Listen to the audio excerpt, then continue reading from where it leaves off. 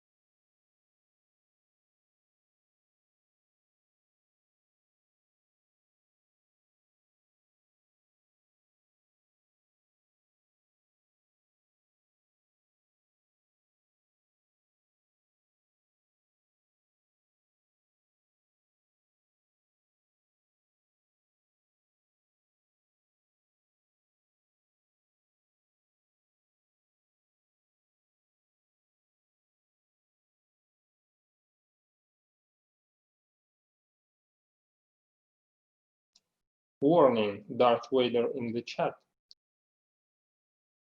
Sorry, what? Warning, Darth Vader in the chat. Cool picture, actually.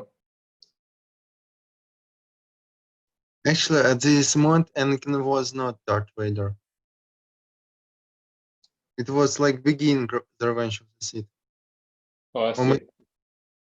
It's before he became. Yes. Okay.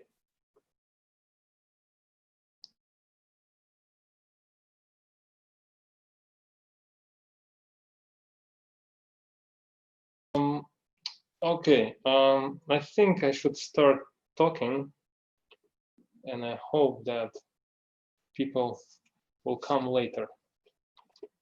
I just want to say a couple of general words about the subject we're doing now. Well, the theory of Grosvenor basis can be considered as an introduction to symbolic computations. Well, if you know, there are some systems for symbolic computations like Wolfram Alpha, Maple. There is a package Sage in Python. They allow you to compute symbolically. This means, well, what it means, when you compute something on a sheet of paper, you don't use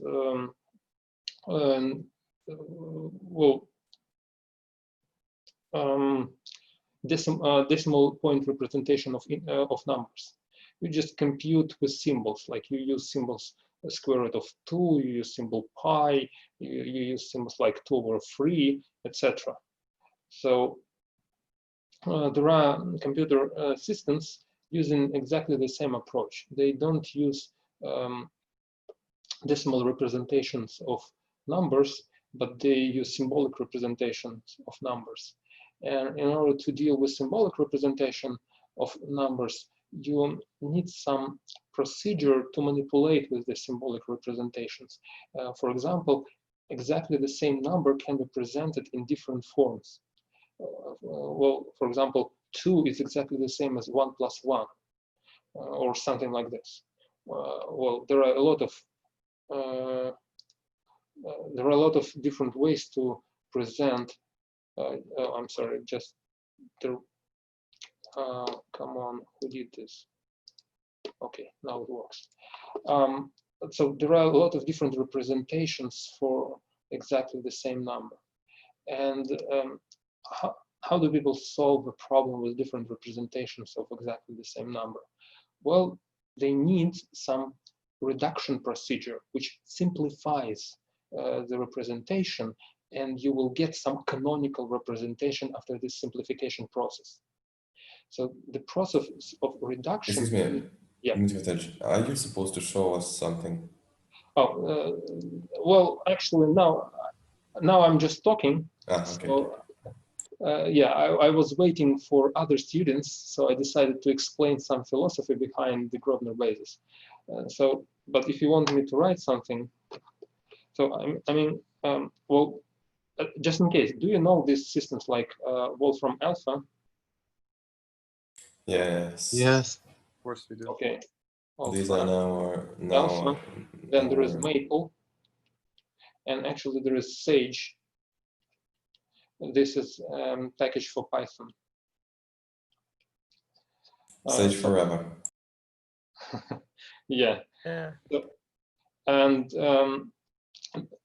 these guys are just symbolic computational software, and this is a package for symbolic computation. And all three systems use a procedure called simplify. Well, if you write some expression, you want to simplify it.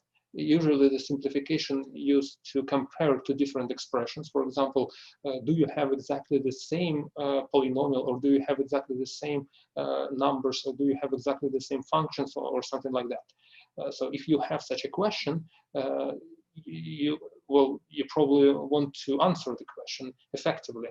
And you use this simplification procedure. You simplify two different expressions. So you have something like expression one, expression two. You simplify the expressions.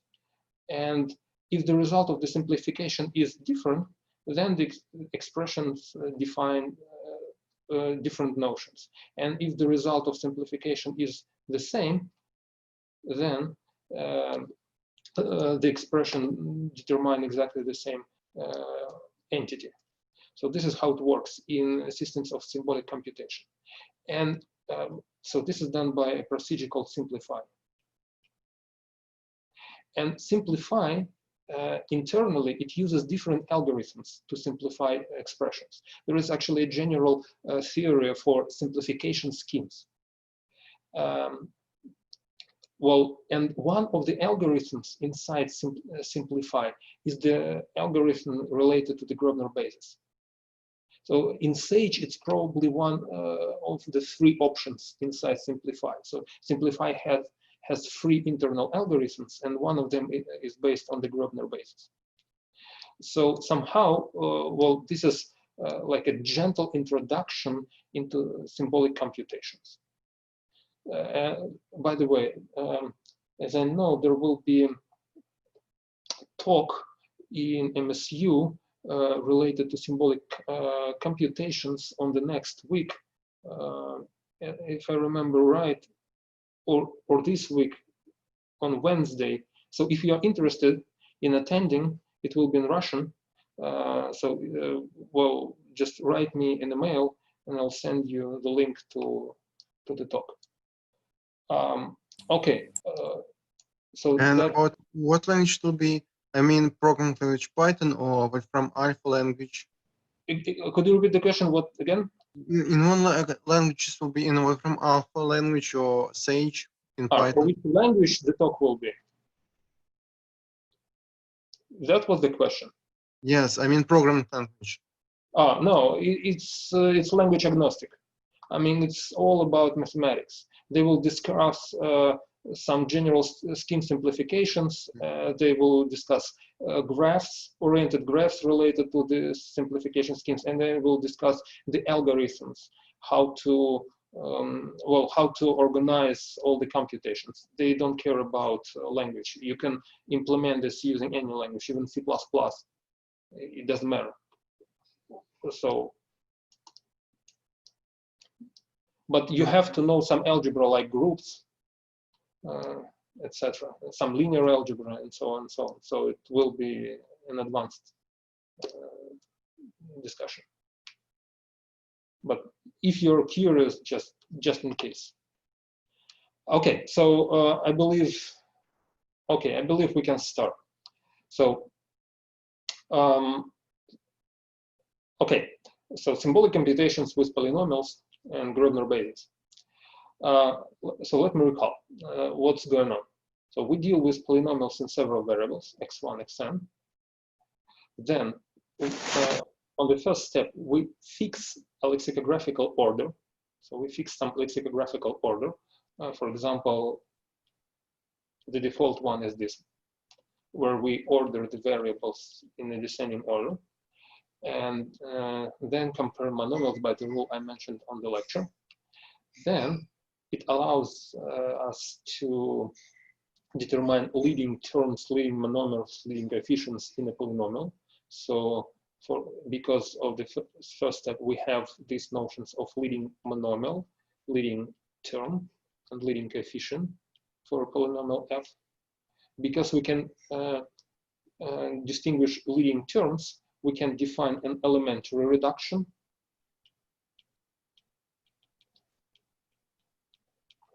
of a polynomial by another polynomial g. And I will remind you later when I need how exactly it works, but just now I want to give you an overview of what's going on. And then we can define a reduction process of a polynomial f by a set of polynomials as a composition of these elementary reductions applied to the initial polynomial f. And the reminders in this case are defined as polynomials. F is a reminder if all monomials of f are not divisible by the leading monomials of the elements of g. So if monomials, let me write it like this, if monomials in f are not divisible by the leading monomials of polynomials in G capital. So this is the brief overview of the lecture. So, and I want to underline that all these items, they highly depend on the first one. So if you change the lexicographical order, or if you change to any other order, there are other orders different from the lexicographical one, but I don't want to discuss them. Actually, it's known how to describe all possible orders on the set of monomials, all satisfying some natural properties. So if I change the order, all these things will be different. I mean, if I fix some specific order of variables and I compute some reduction of a polynomial f with respect to some other polynomial g, and then I switch the order, it may happen that the polynomial f becomes no, it cannot become reducible, but the result of the reduction will be different. No, it may. Oh, yeah, it may happen that it becomes even irreducible. Not reducible. Okay, I'm sorry. Let me repeat what I'm trying to say. It may happen that for one specific order, you can reduce the polynomial f with respect to a polynomial g. And if you change the order, it may happen that you cannot reduce a polynomial f with respect to a polynomial g. So it becomes non-reducible. So everything here highly depends on the choice of the order. So if you're given a problem related to reduction and no one specifies you the order, your first question must be, what is the order? Which order should I use? Because without fixing the order, this doesn't make sense. Just in case, this is a very important remark. So everything here depends on the choice of the order. So let's start with a simple picture. I want to show you one thing. Oops. So suppose you have the ring of polynomials into variables. In this case, we can visualize everything. It helps us to think. Well, if you have a polynomial, or if you have a monomial x, m, y, k, then you can draw this monomial as a pair of points like as a point with a pair of coordinates m and k. So all the monomials here are presented as a lattice in this part of the plane. So I just draw all the possible monomials, but yeah. Is there a question? So these are the monomials. So the first coordinate is the degree of x, and the second coordinate of the degree of y. So for example, if I take the monomial x squared y, it's here. So it's let me write it here: 0, 1, 2, 1, 2, 3, 4, 5, 3, 4. So x squared y is this monomial. Okay. But if you shouldn't then x's be named after m and k, not x and y? Because yeah, but yeah, you're right. But I just want to show the relation between the axis and the variable. okay. So formally, you are right. But for me, so I just want to clarify what I mean. How you write a picture, it's not that important. So, so now let's try to understand where all the monomials strictly smaller than this one are located here. Could you tell me which monomials are strictly smaller than this one? What should, so I want to like color them by the yellow color. What should I fill with the yellow color?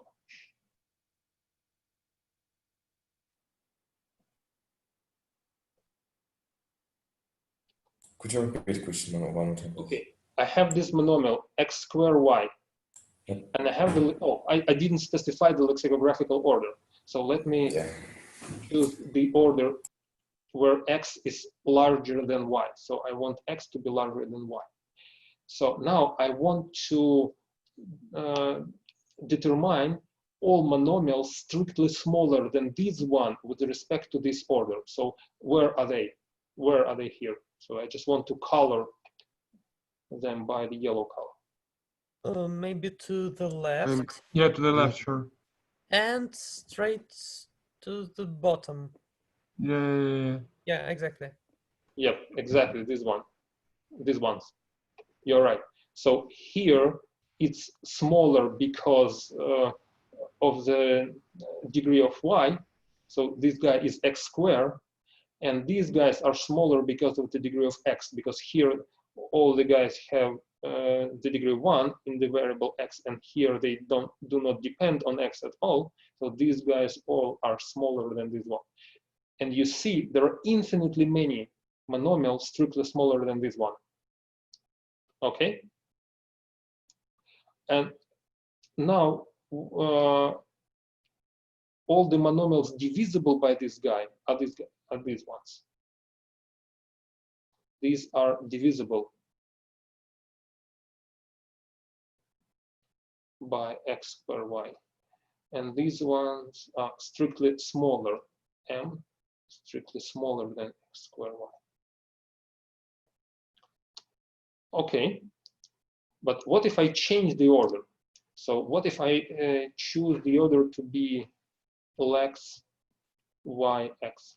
So if y is strictly larger than x. Excuse me, and what can you say about these two in the bottom? Like 0, 3. These guys? Yeah, 3, 0 and 4, 0. Okay, they are neither, so they're neither divisible nor smaller, but they are higher. So They are reducible?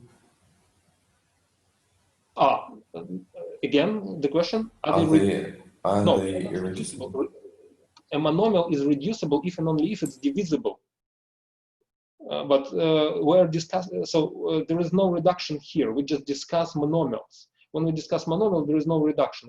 For monomials, we have this division relation. Like a monomial is either divisible or not divisible by another monomial, and the other option, we have this lexicographical order.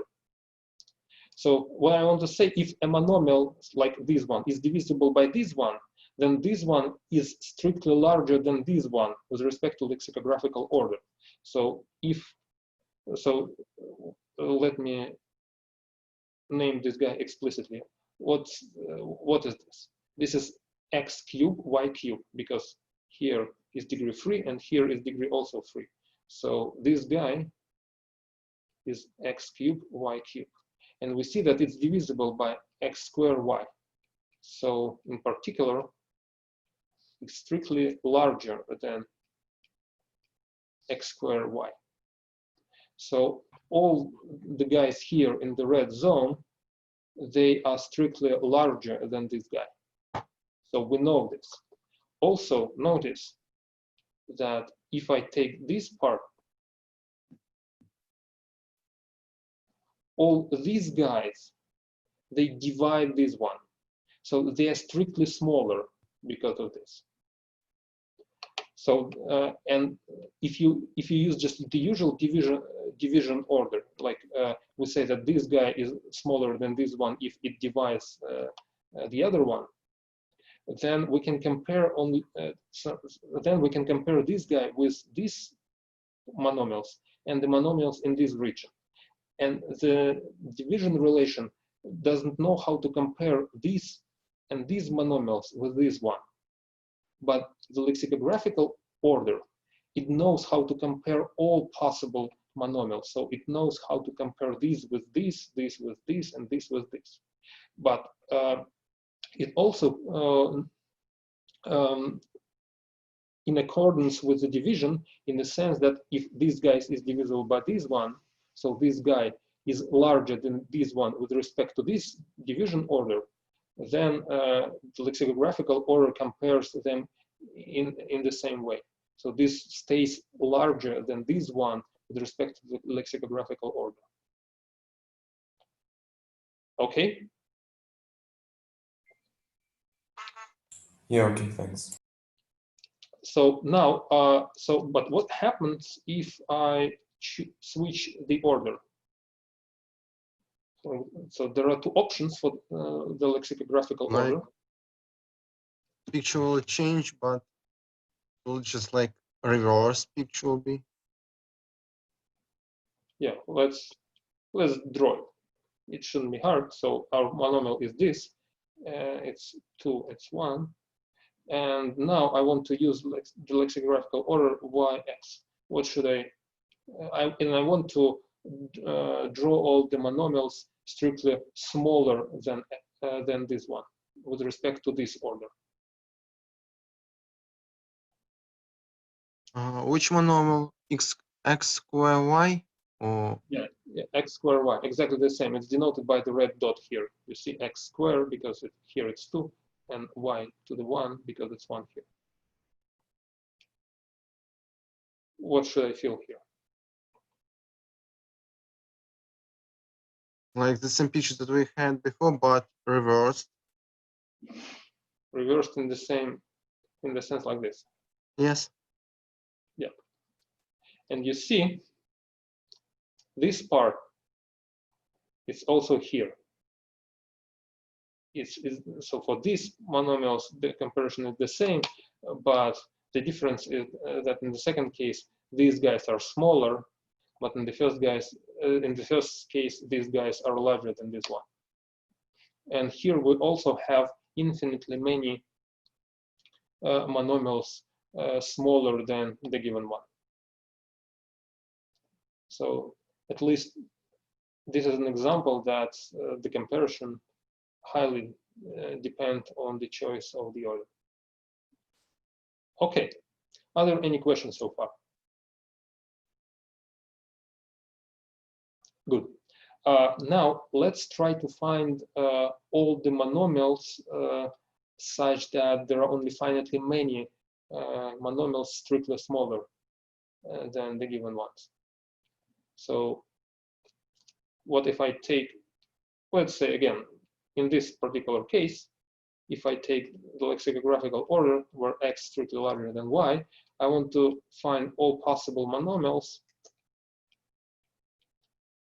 So I want to find all possible monomials such that the set of monomials strictly smaller than M is finite.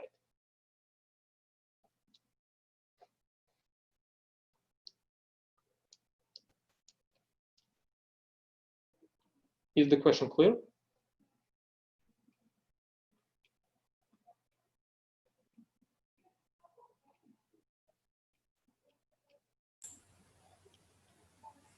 Who knows the answer?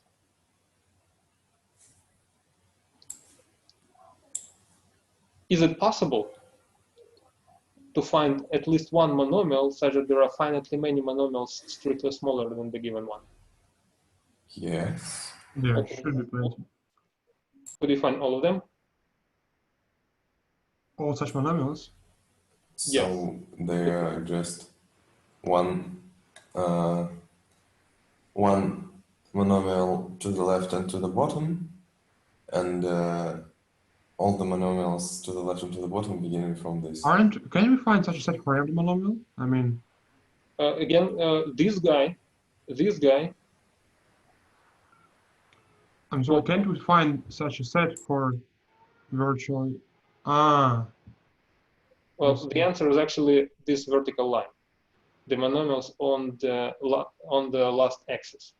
So here y is smaller than x, so all the monomials on this axis satisfy this property. Why? Well, if I take, for example, this monomial, then these guys are strictly smaller than this one. You see?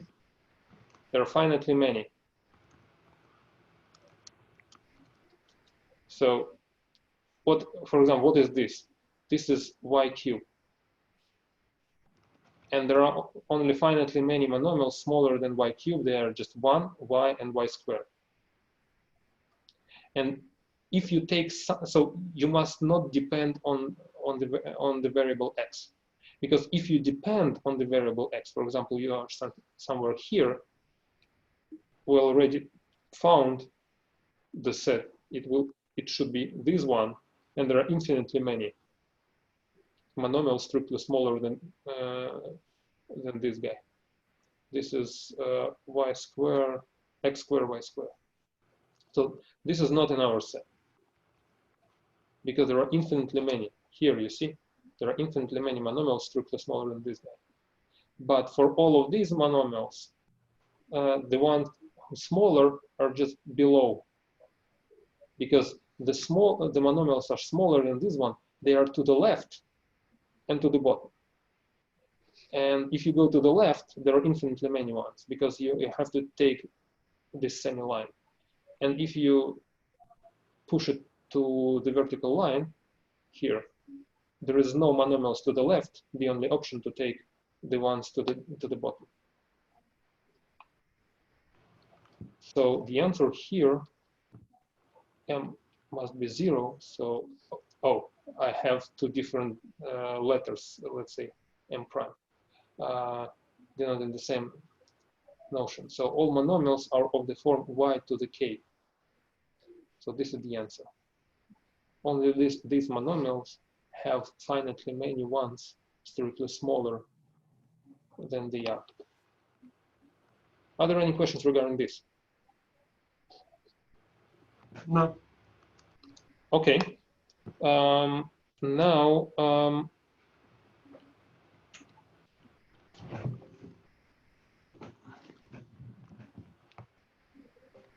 okay.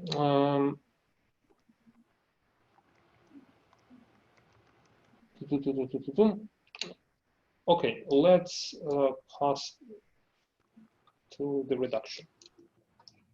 Let's try to compute some reductions, because the main thing we need to know how to do is to compute reductions. Well, for example, let's take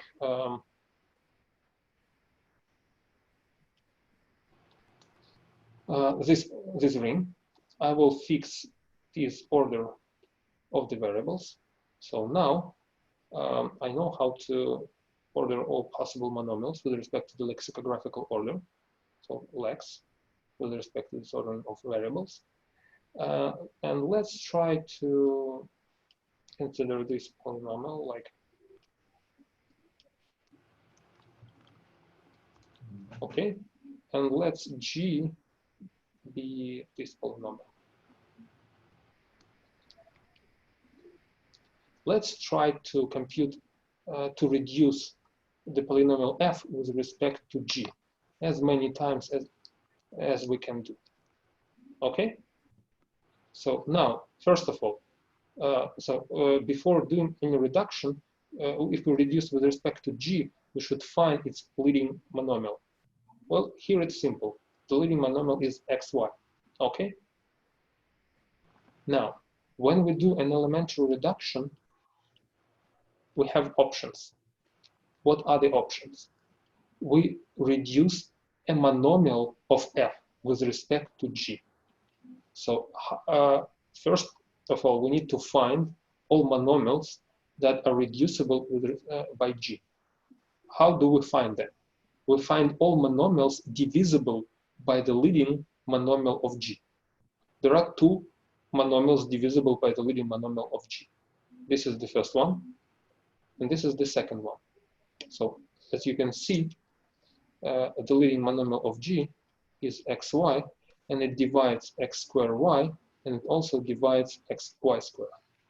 So there are two options for the elementary reduction. We may reduce this monomial or this one. Okay? So let's try to reduce the first one. So we take x squared y plus xy squared plus x minus, I will write it on the second line, xy minus 1. And now we want to cancel the first monomial. Well, what should we do?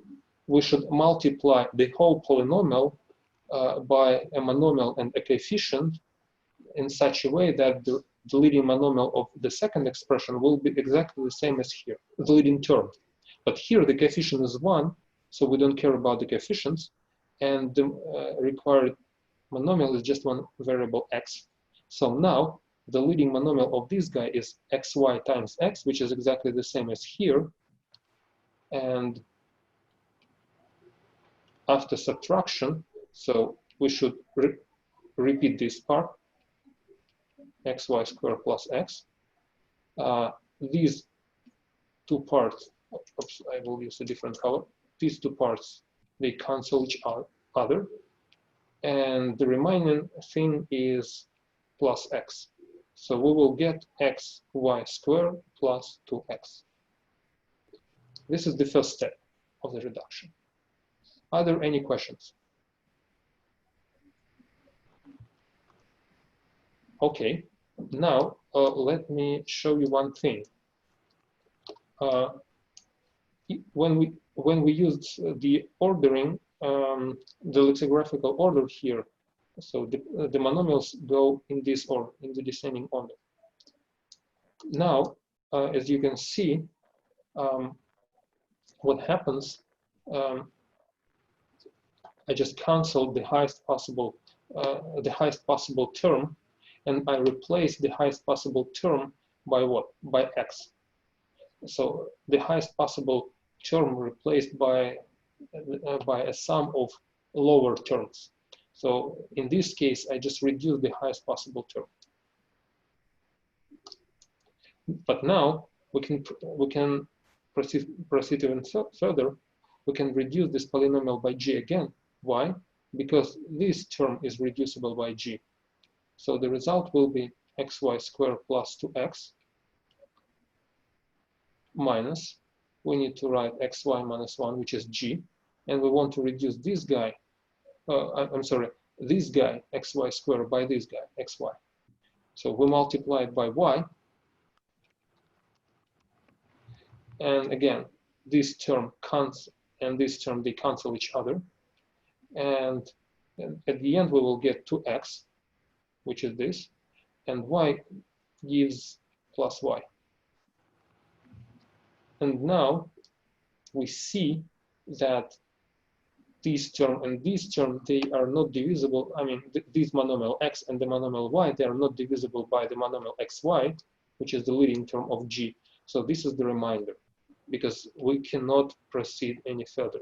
So this is the remainder. Actually, it's a remainder, but in this case, this is actually the remainder, because one polynomial is always a good family of polynomials. So this is how we do the reduction.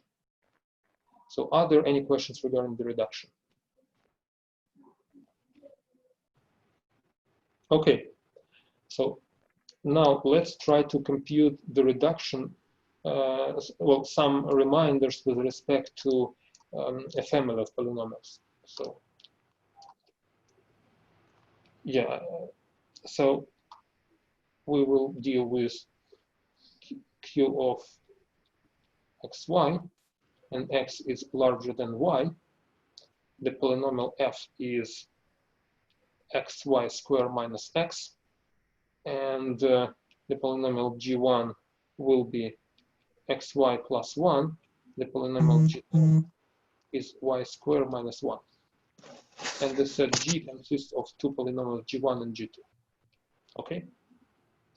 Now, let me underline the leading monomials of the polynomials g1 and g2. These are the leading monomials. And now let's try to compute the reductions of this polynomial with respect to the set G.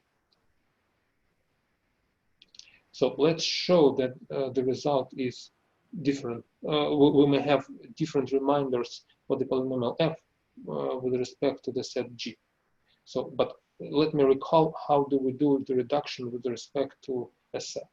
The reduction with respect to a set is exactly the same thing as a sequence of elementary reductions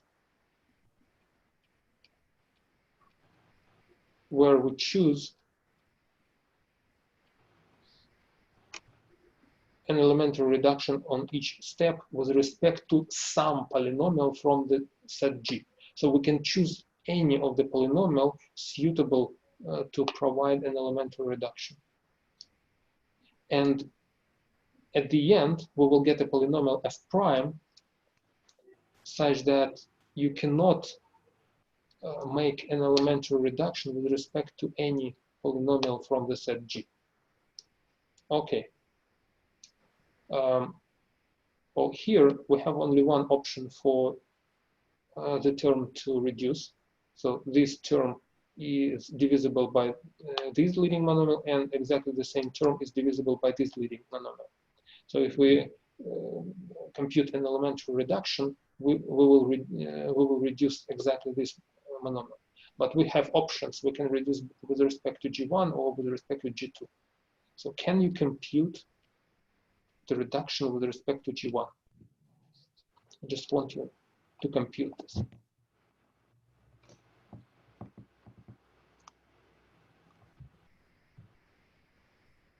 Well, I guess I can try to. Yeah. What is the result? Well, let me write it down. It should be like xy squared minus x times xy plus 1. What was the factor here? X. Well, we assume that x is greater than y, yeah? Yeah. Sure. Well, in this order, then it should be x here. Oh, no, not x, y, sorry. Yep, exactly. Why? Because you want this product to be exactly the same as the term here, yeah? Okay. And then it should be like minus x minus y, yeah? Yes, exactly. Okay. And now we cannot reduce this polynomial any further because x is not divisible by xy and y square, y is not divisible by xy and y square. So this is a reminder.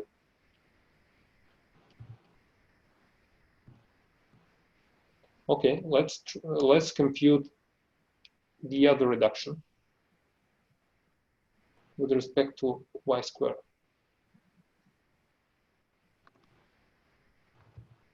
Let me show you the whole picture. So this is your f, and this is your g2. So I want to compute the reduction of f with respect to g2.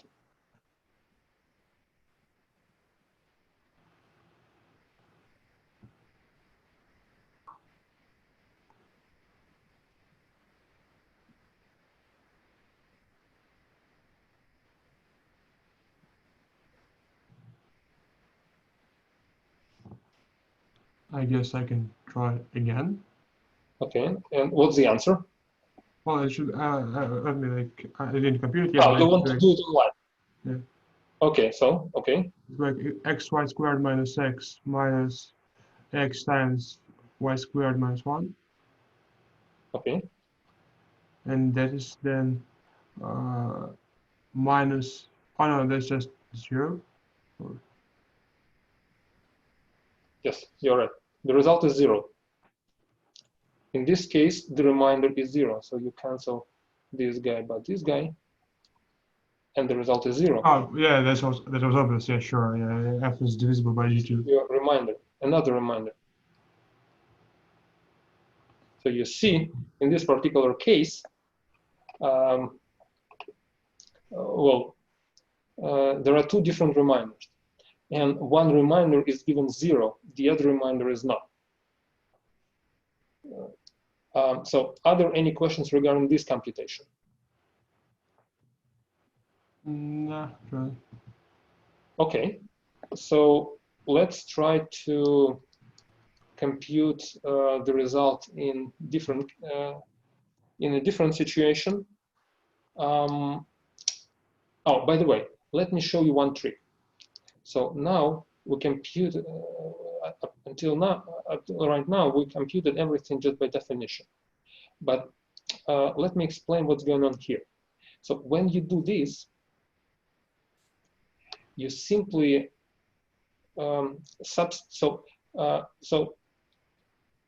think of this expression as g1 is actually 0. Just assume that g1 is 0, that x and y are just symbols such that xy plus 1 equals 0. Then if you subtract this expression, nothing changes, okay? But in this case, you just replace xy by minus 1. So let me show you. So our f is xy squared minus x, and g1 is xy plus 1. So reduction with respect to g1 works as follows. So you take xy times y minus x. This is your f. I just split the leading monomial of g1 here. And now, thinking as if it were 0 here, I rewrite this equality in the form xy equals minus 1, and then I replace xy by minus 1 here. So I write minus 1 times y minus x. So this is what happens when you reduce the polynomial f by the polynomial g1. And the result will be minus 1 minus x, exactly the same as it was here when we did this by definition. So when you do this, you actually do this. So these are two equivalent procedures. But here, it's probably easier to compute. You just think of it as a substitution. So you just replace the leading term of G1 by the minus tail of G1. You see, this was the leading term, and this is minus tail. And in the second case, it's even simpler. So when you want to reduce it by G2, so here G2 is y squared minus 1. So you think of it as if y squared is just the same thing as 1. So now when you have xy squared minus x, you just replace y squared by 1, and the result is 0. It's just faster to compute. So this is exactly the same procedure, but it's organized in a different way. Are there any questions regarding this trick? Okay. So again, excuse me, we take a polynomial and just subtract g from it.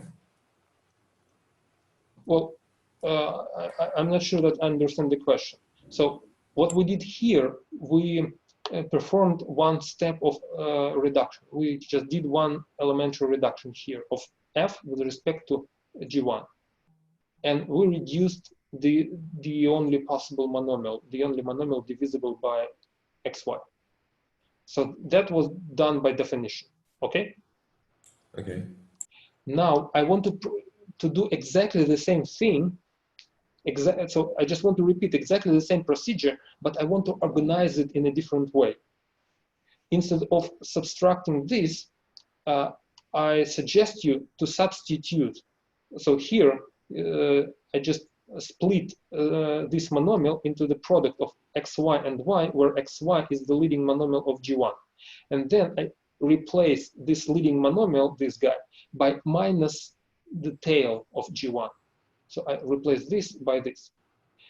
Well, what I'm saying, this procedure is exactly the same as this procedure, because when you subtract this, if you look closely, you'll see that this procedure does exactly the same as this procedure, because after you perform this subtraction, you actually replace the leading term xy by the tail minus 1. So these are exactly the same procedures, but here I just organize the computation in a different way. You just think here in a different manner. But this is exactly the same procedure. Okay, thanks. But I'm not sure that I answered your question, because I wasn't. I'll ask you one more time later, just... Okay. Okay, no problem. But is it clear how to perform computation here? Is it clear what's going on here? Are there any questions regarding this second version of the reduction? No. Okay. So I think it's just simpler to think of the reduction in such a way. And the second bonus here, you don't need to write this expression. You see, you just replace this by -1, and you just don't have the additional summand here. So it just simplifies the computation. I think it's just easier.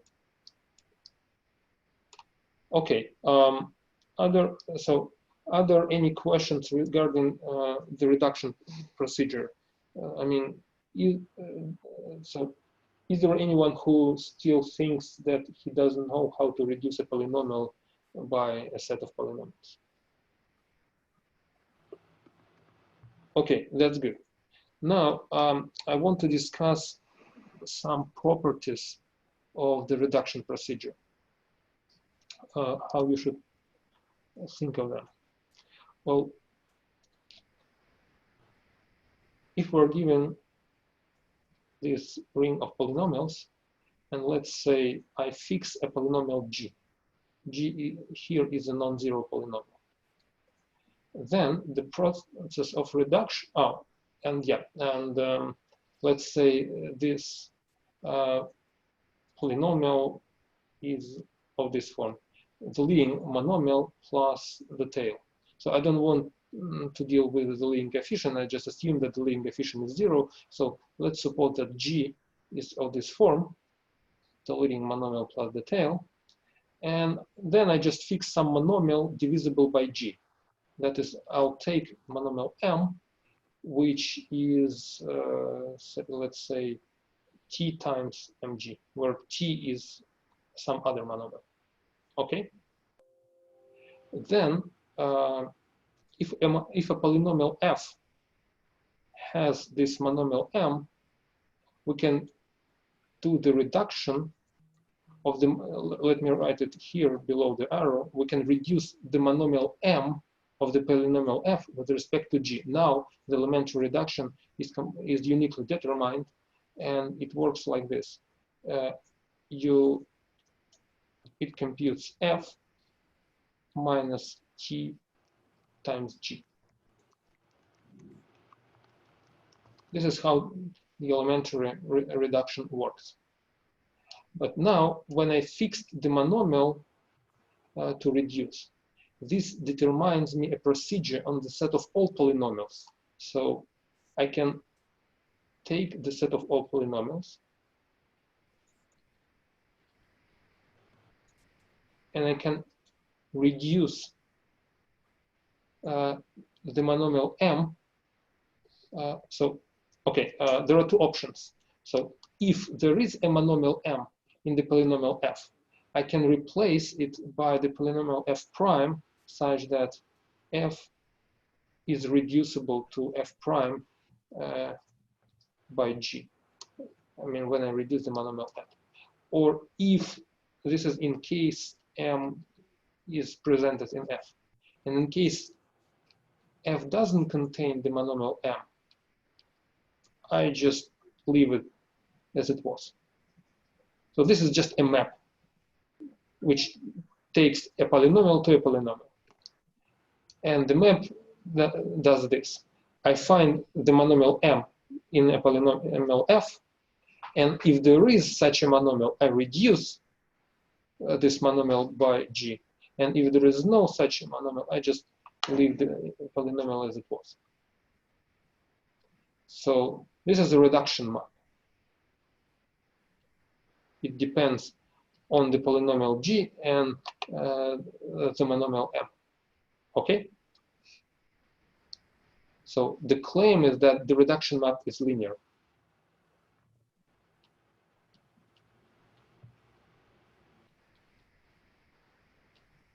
Is a linear map.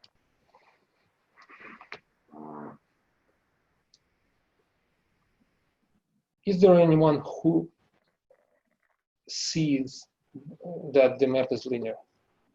Is it clear to anyone?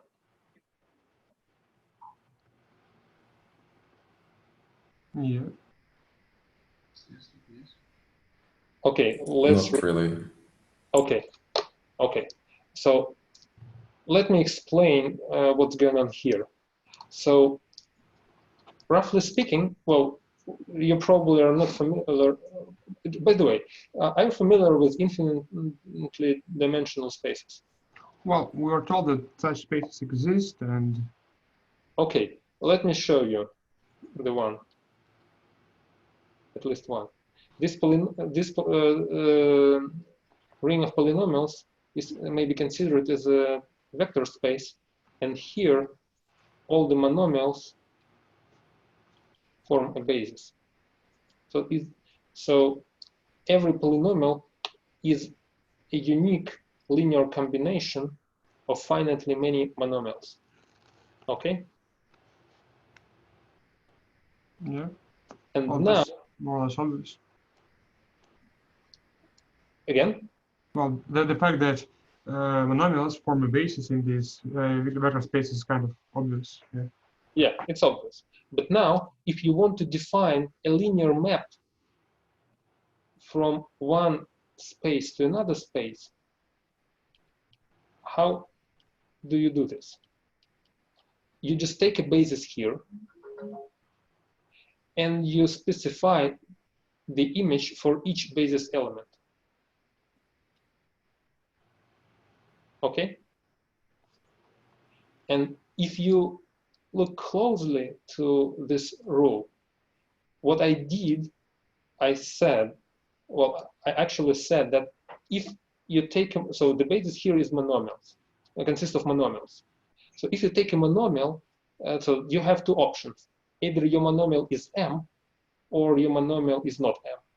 Okay? So if your so you take a monomial, so you have two options. It's either equal to m, or it's not m. If it's not m, I take the monomial to itself. And if it's m, I'll take the monomial to minus, I'm sorry, I need, t was the worst possible choice for an arbitrary monomial because t is already used. Let me denote it by s.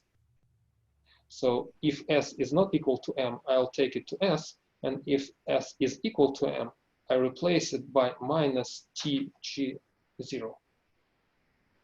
Let me show you. So the reduction, how the reduction works. If I find a polynomial m, I subtract g times t, but t times the leading monomial gives you the monomial m, which is s in our case. And then the difference between m and t times g is minus tg0. So I replace the monomial m by the tail of the polynomial g multiplied by minus t. And if our monomial is not equal to m, I leave it as it was. I do nothing with this monomial. So roughly speaking, the way I define that map, I define the map on the set of all monomials, and then I uniquely expanded this map to in a linear fashion to all the polynomials. So I'm not sure that it was clear what I did, but either anyone who thinks that he understands what I was talking about. I want to believe that I did so. Actually, I have a question. Yep. What is, it seems like the thing that this map does is just maps the first vector space into a vector space in which, or just instead, where of monomials where the monomial m is not present. Well, not it's not true. How so? Let me give you, because a higher monomial after this reduction may give you the monomial m. Let me show you. Okay, that's a good question actually. Let me show you an example. So let's say you have this and x larger than y.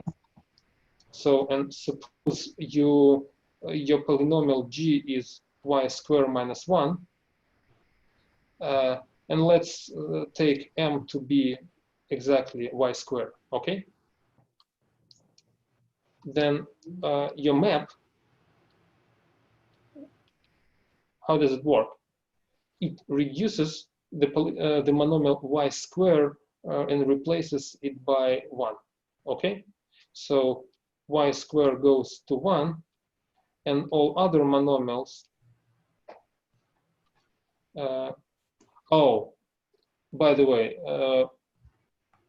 you're right. Actually, yeah, you're right. You're right. Yeah, you're right. And all the other monomials, they go to exactly the same monomials if m is not equal to 0 and k is not equal to 2 at the same time. Yes, you're right. That was my bad. But that works only if m is the leading monomial in G. If m is the leading monomial in G. No, okay. You can replace here. It's by y cube. Then it works like this: y cube goes to y, and leave all the monomials untouched. So, but yeah, in the image, you will never get y cube. Yeah, I get it. In order for this map to be correct and well defined, we need m to be divisible by the main. Yeah. I see. But this is just one reduction, because here I fixed this monomial to reduce this monomial to reduce. Yeah, and well, in general, you're allowed to reduce any monomial divisible by g.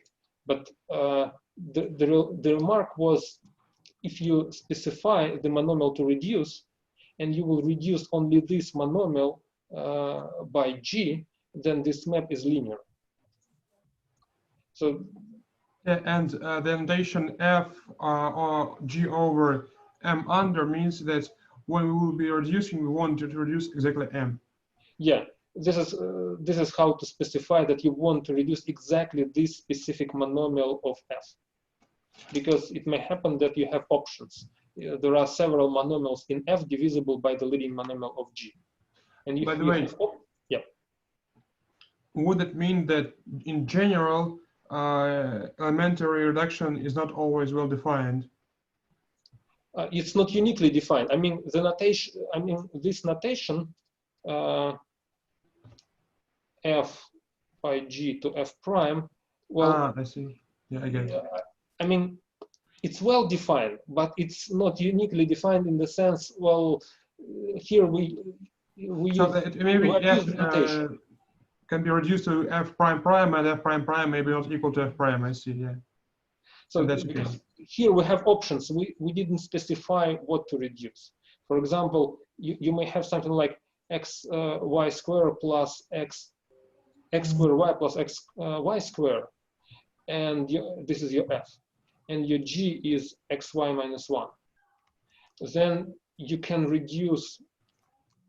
So using this notation, it's unclear what exactly was reduced here. I mean, this elementary reduction could mean that you reduce this guy, or it may happen that you reduce this guy. So if you want to specify which term exactly was reduced, you just write it under the arrow. Okay? Yeah. But in general, we won't care, because we will prove that, well, I mean, we will use Grobner basis. And if you use a Grobner basis, it doesn't matter well, in which order you reduce your polynomial f. You may reduce like the first term, then the second term, then the other terms, etc., etc., etc. So the result, I mean, the remainder will be exactly the same.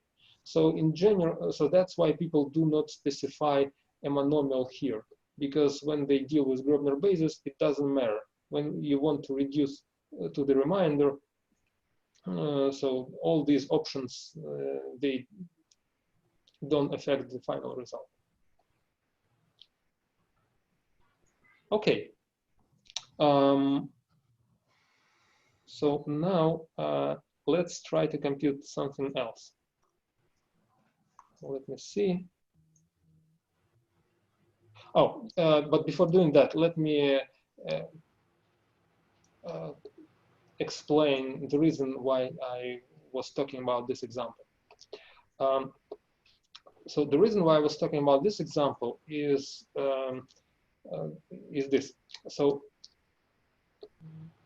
now, if you apply an elementary reduction of this form to a polynomial f, so and you apply the same reduction to another polynomial, say f1.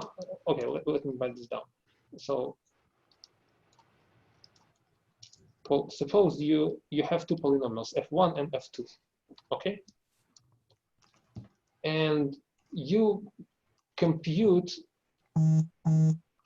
the result of the elementary reduction for f1 and the result for the elementary reduction of f2.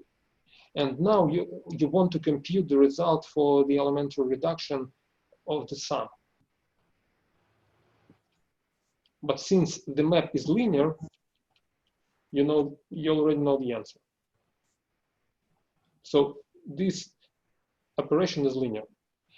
But since every reduction is a reduction of some monomial by G, it simply means that any elementary reduction is actually linear in this sense. So if you know how to reduce f1, and f1 prime is the result of a reduction of this guy with respect, oh, okay, by m, yeah. So this map is linear. So when you reduce a specific monomial, but then if you want to reduce, oh, let me switch here. I'm sorry. But now, if you want to reduce the sum of polynomials with respect to the set G, Well, you may compute the remainder for the polynomial f1. You may compute the remainder for a polynomial f2. Then, if you want to compute the remainder for the sum, using this linearity property, you may find a sequence of reductions such that the remainder will be the sum of remainders. So this is the reason why I want to mention this property. So when you reduce with respect to some set of polynomials and you want to get a remainder, so here are 1 and here are 2. So this arrow means that there is some sequence of elementary reductions leading to R1. And this means that there is some sequence of elementary reductions leading to R2. So then you can always find a sequence of elementary reductions which takes the sum to the sum of remainders. So this basically means that the map taking the remainder will be linear. Well, if it's well defined. I mean, the remainder may be not well defined, but if G is a Grosvenor basis, then this procedure taking a remainder is a linear procedure. So it respects the sum. Well, I didn't prove this well, rigorously, but I just want you to know that when we deal with Grosvenor basis, then this procedure of taking reminders is a linear procedure. And I want you to have some intuition. So the reason why it works is because this elementary reduction of one specific monomial is a linear map. So, and then, well, with some well, if you apply this observation with some care to this general case, you can do you can prove this in general, that this procedure is linear. But I just don't want to waste our time for doing that. But in any case, it's worth mentioning that this procedure is linear. So if you know the answer for one polynomial and you know the answer for the other polynomial, then you don't need to recompute the remainder for the sum. You just add the remainders together, and this is your answer.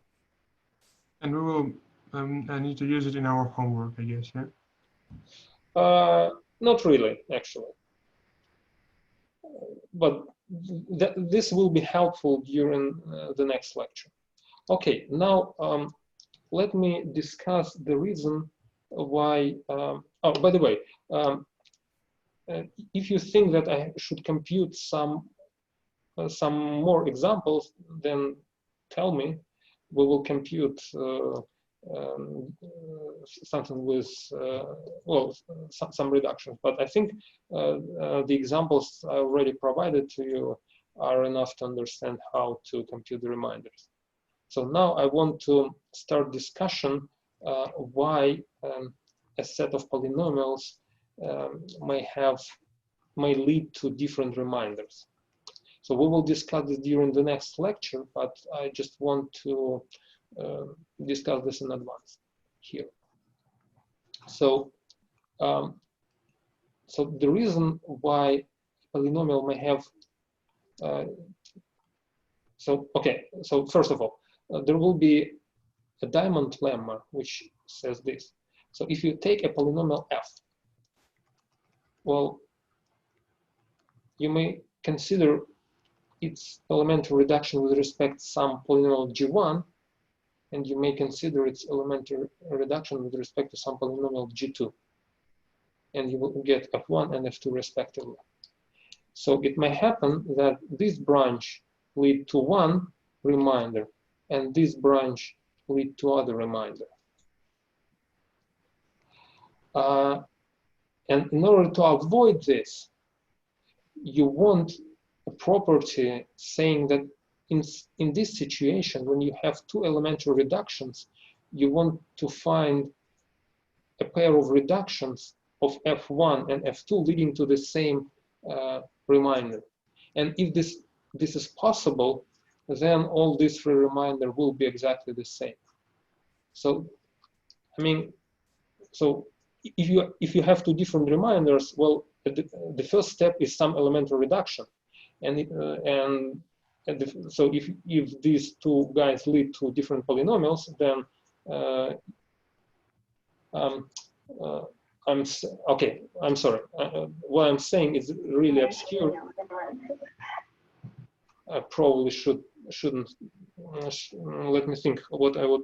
Okay. Let me do it in a different way. So let me define an S polynomial. S polynomial. It will be better instead of explaining all this abstract stuff. So suppose we're given two polynomials, f, and it has some leading monomial m plus the tail f0, and a polynomial g. It has a leading monomial t plus some tail g0. Well, here, and let's say the leading coefficient here is c, and the leading coefficient here is d. So c and d are the coefficients, and m and t are monomials.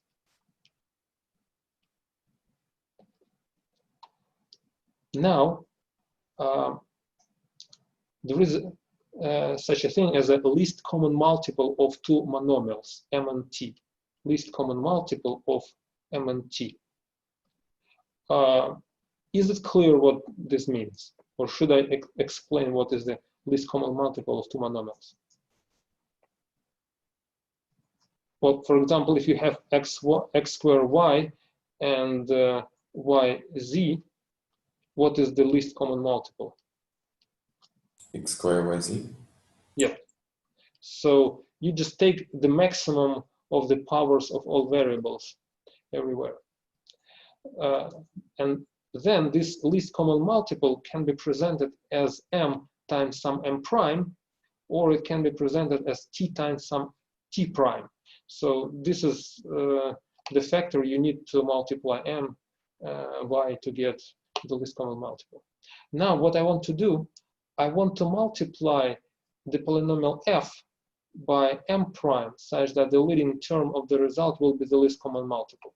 And then I will multiply g by t prime such that the leading term of the result will be the least common multiple. And then I will subtract f from g with some coefficient such that the leading term is cancelled. And the result will be called S polynomial. So here, what I do, I take f, I multiply it by m prime, and I multiply it by d, and I subtract c t prime g. And this is called S polynomial of polynomials f and g. And if you look closely at the definition, so what happens here,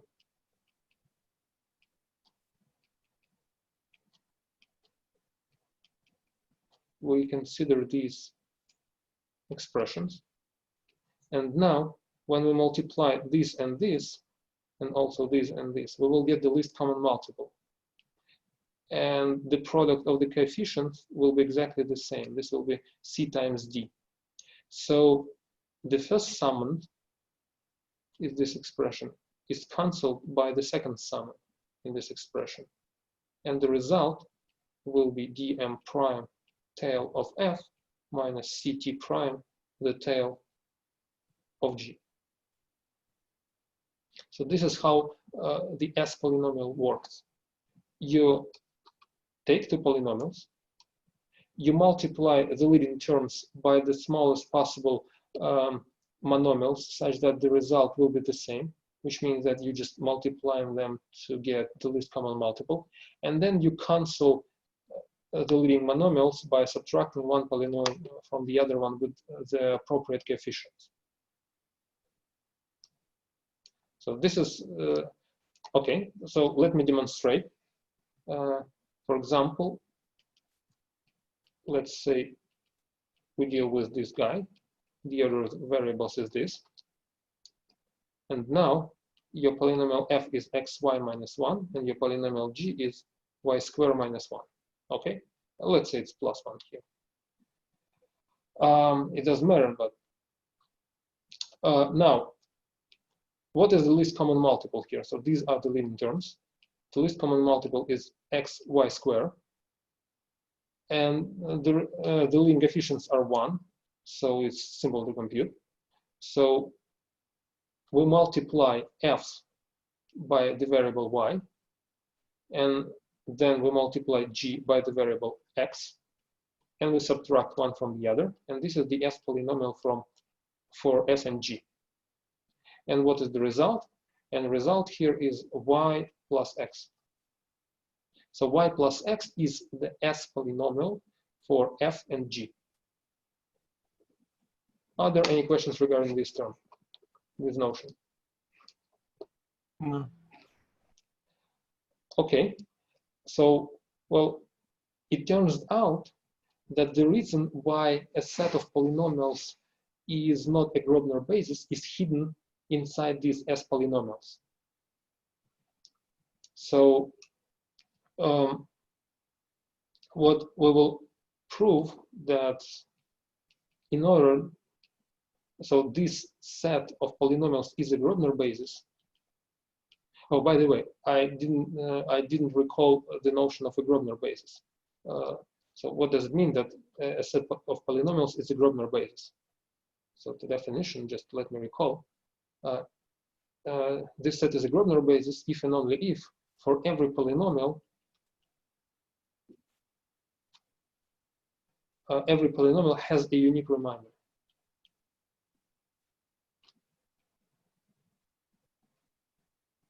So in this case, the division with respect to the Grobner basis is well defined. I mean, if you're given a set which is not a Grobner basis, then the result of the division is not well defined because you may have many different reminders. But if your set is a Grobner basis, then this is just by definition means that every polynomial has a unique remainder.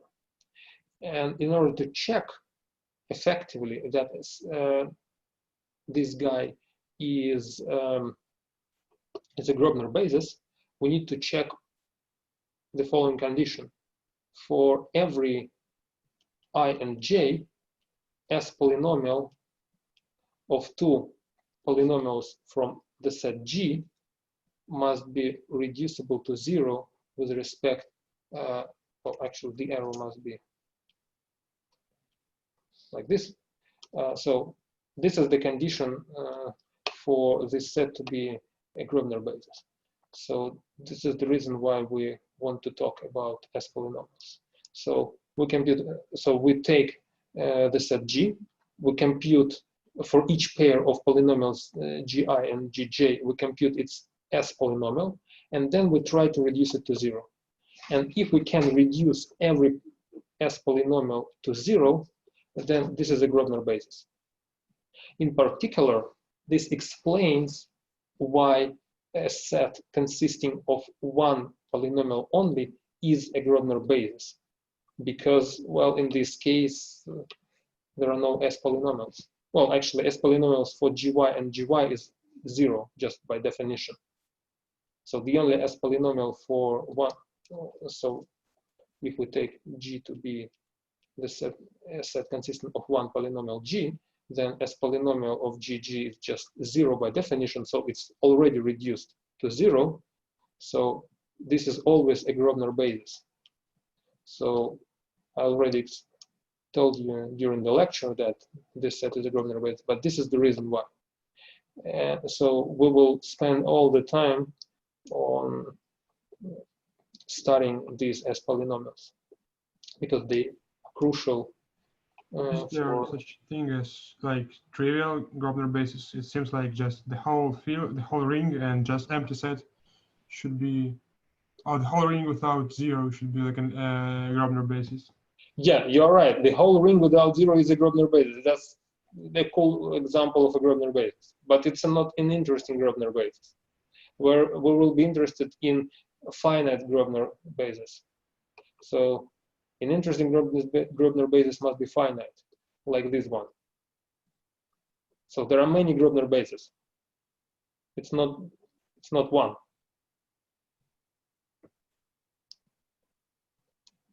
I mean, what was the question actually? Did I answer the question? Well, I asked if there is a notion of trivial Grobner basis, like. Oh, the notion of a trivial Grobner basis.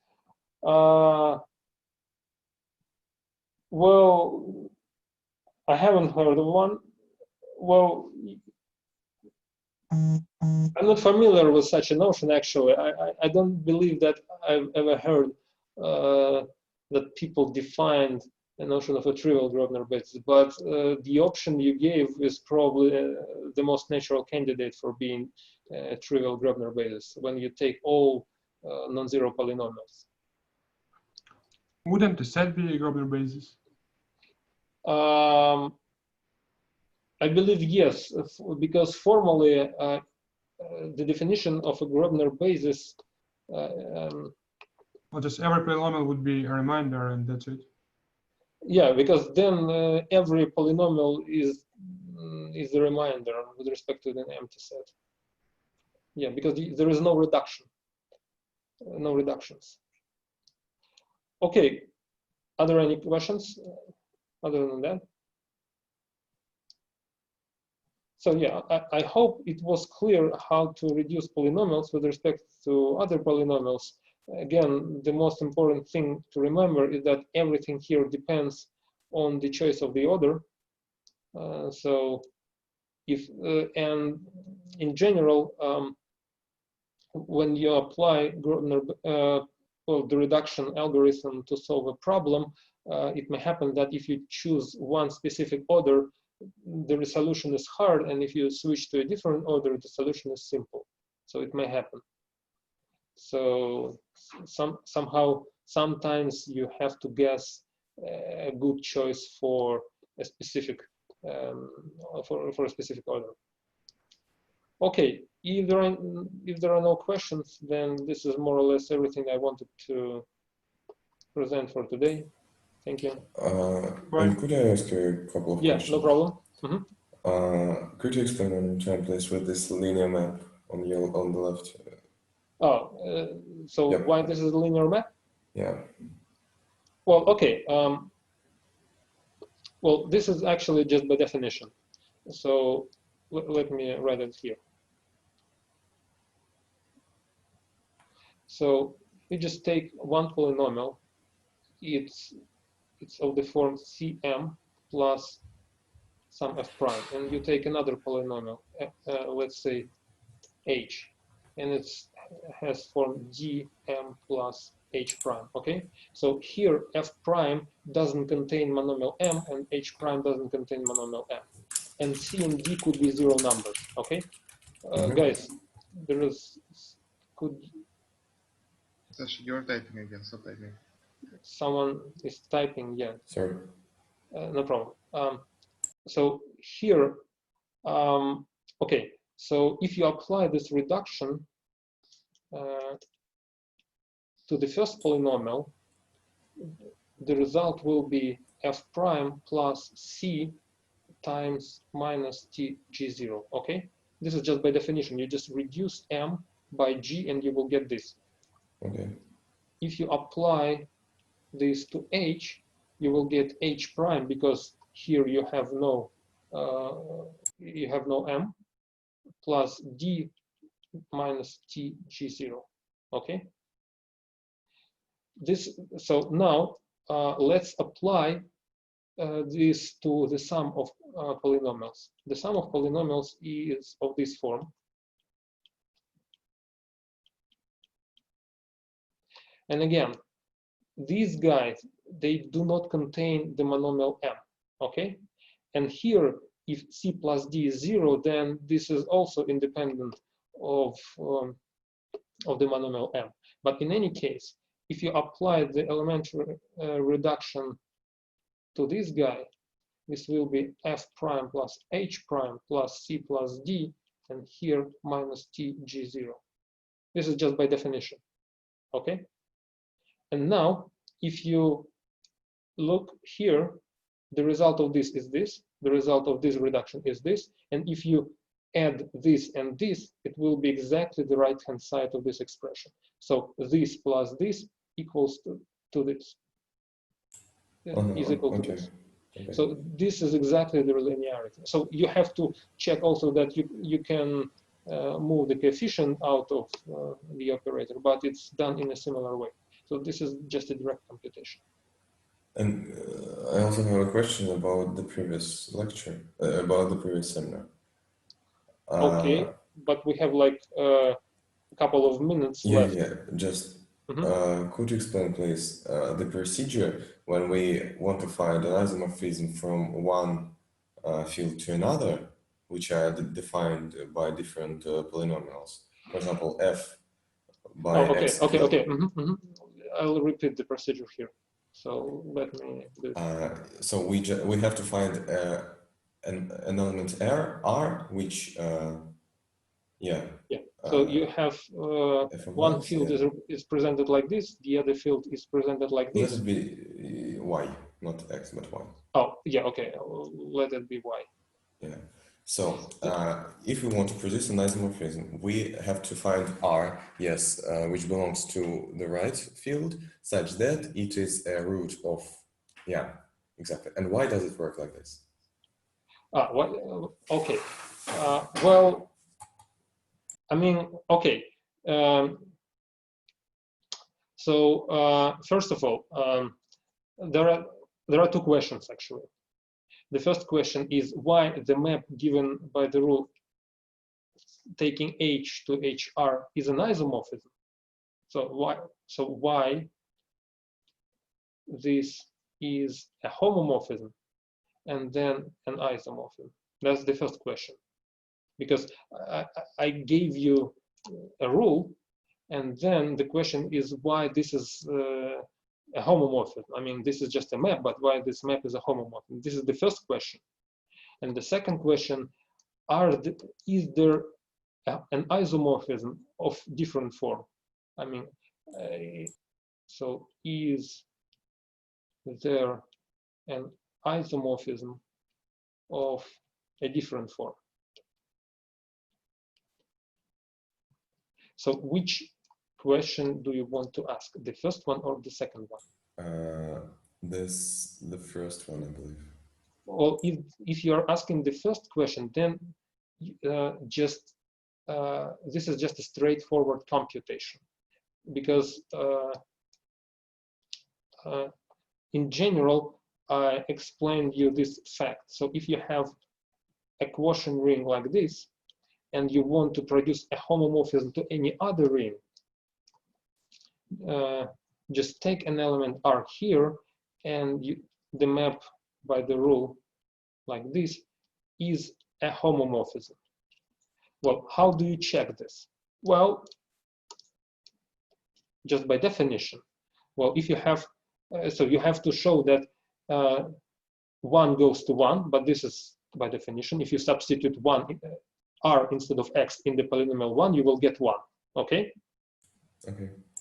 Then you have to show that if you add polynomials, let's say if you have f plus g, then it goes to g of r plus h of r. So this simply means that the map preserves addition. I mean, the fact that the map preserves addition is simple. The problem is to show that the map preserves a multiplication. So multiplication on the right is r modular f. So it means that g times h equals qf plus r. Oh, r is a bad notation here. Let's say r0, okay? So when you, okay, I'm sorry, but I don't have enough time to explain. Yeah, because, okay. Just so, I'll type it into Telegram if it will yeah, be convenient. write me in the Telegram and I will explain you so all the details. It's not a problem. Yeah, okay, thank you very much. Okay, no problem. Bye. Bye.